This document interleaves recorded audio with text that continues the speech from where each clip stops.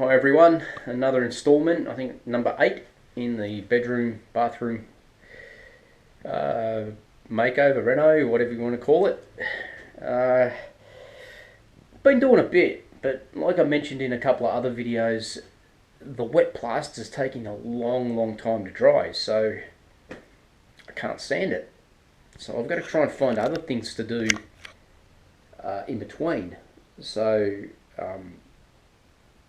So today I've done a bit of electrical work up in the roof, which obviously I can't show you, but as you can see, that downlight's now operational, and I may not, I won't even bother. The exhaust fan in the bathroom has been taken out. The reason I can't show you is because I don't have a light in there anymore. I've ended up using the transformer and cable for this light.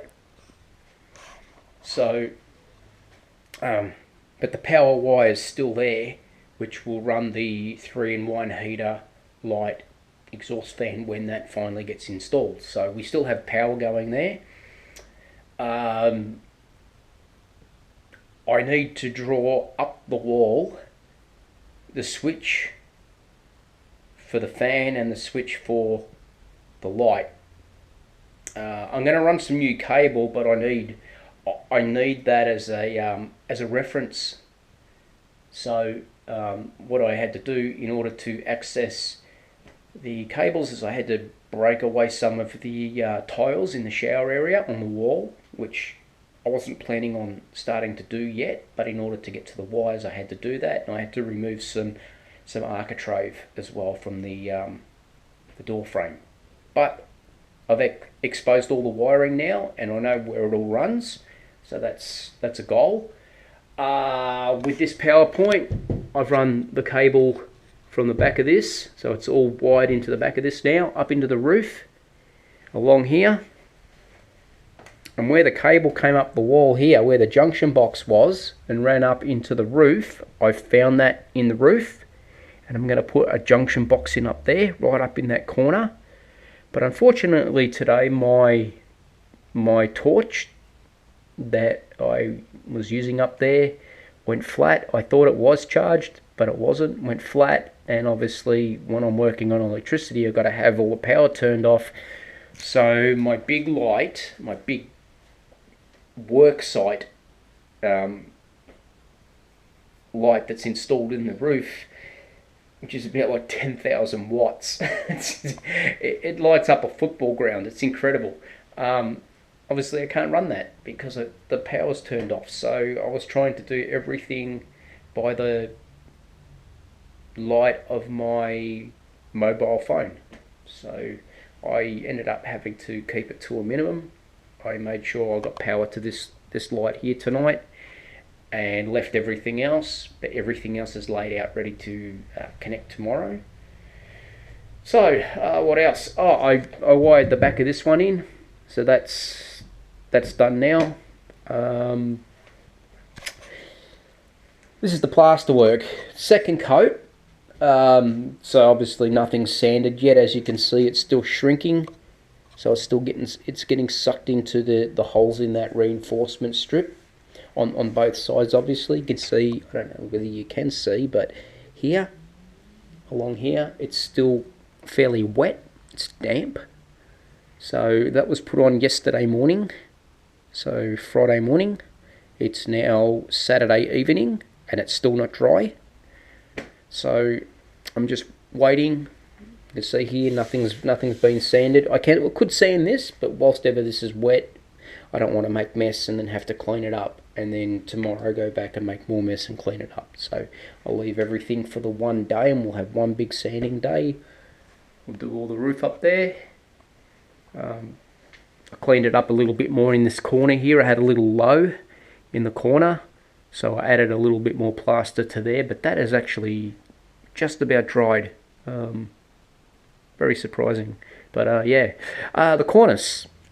I've cut the cornice for this, but I haven't installed it yet because obviously I need to sand all these vertical joins in the plasterboard to get that flat up behind the cornice, otherwise we're going to get a gap underneath.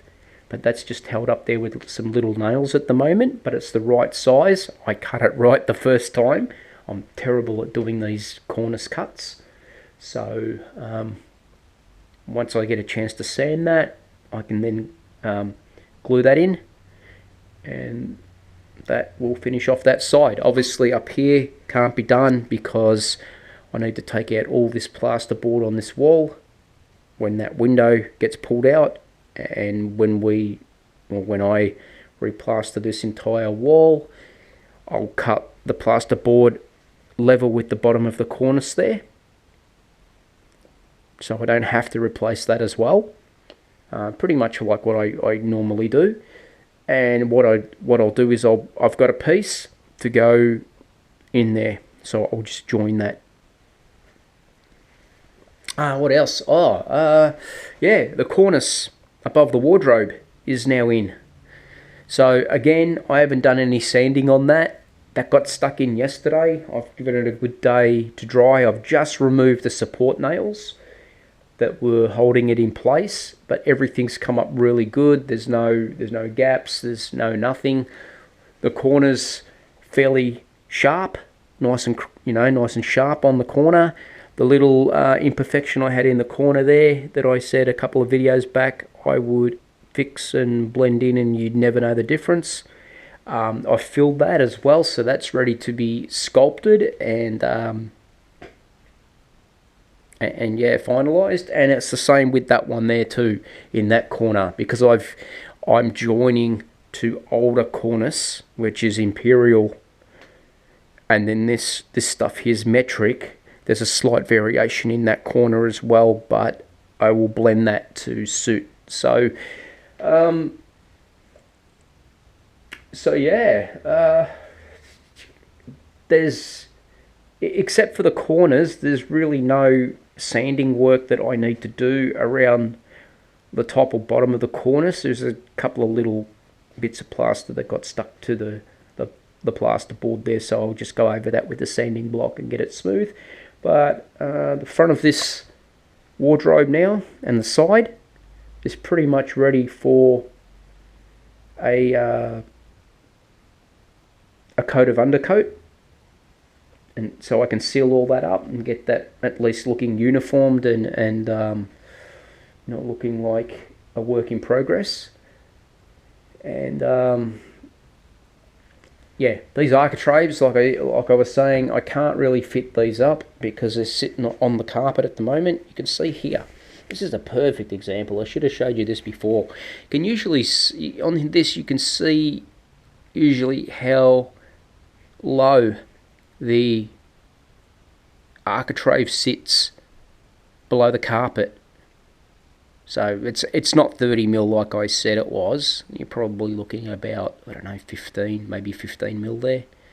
Maybe 20, depending on how the carpet layers actually put the carpet in. So I don't want to cut this. Just, I'll wait until my new carpet gets installed, and then I will finish off all the architraves then and nail them all home. So I do have the other lengths to go around it, but for now they won't go in. What else can I tell you? Not much. As I said, a lot of the work today has been up in the roof, and I'm not taking you up there. So yeah, not sure if all of this was shown the other day, but as you can see, I've got the light switch.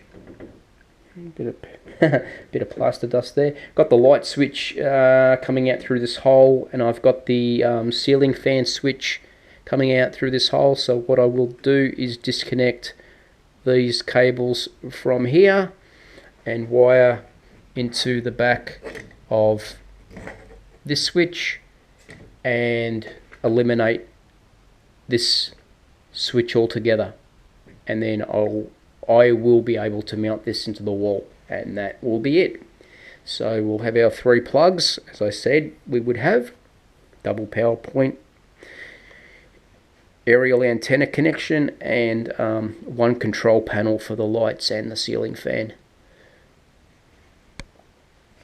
And that's it, guys. I'm going to leave it here and film some more in a couple of days' time when all this plasterboard's smoothed out and the rest of the wiring has been completed. Cheers.